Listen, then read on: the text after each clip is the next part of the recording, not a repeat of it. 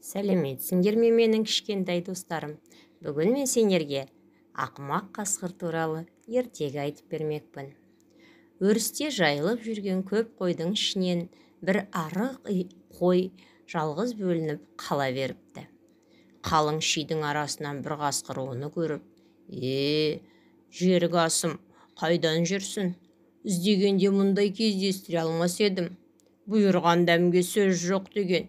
Енді сені жеймін дейді. Сонда қой, жейтін болсаң ажалым жеткен екен, бірақ өзіңде мал танығыш едің ғой. Қарны қампиған, бұты тыртиған, аузында бір тісі жоқ, мені қайтесің? Мені босат, қорадағы қойға қайтайын, қозымды саған әкеліп тартайын. Жылы жұмсақты сен жемегенде кім жейді? дейді. Жылы жұмсақ деген сөзді естіген қасқыр қызығып кетеді дағы қойды босата береді. Қасқыр жұтынып қойдың бағланын күтеді. Қойда бағлан да жоқ. Қасқыр түңіледі.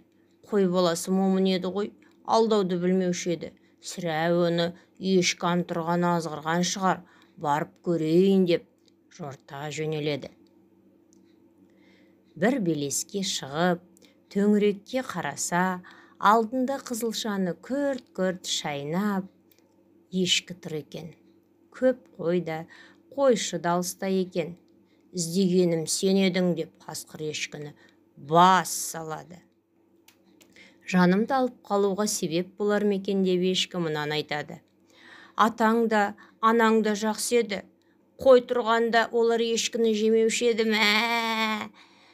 Мен қарапайым ешкі демеспін, тойда билеп торқа киген ешкімін деп судыратады. Ешкі билейді дегенде естіген емеспін. Ондай өнерің болса көрсет, дейді қасқыр.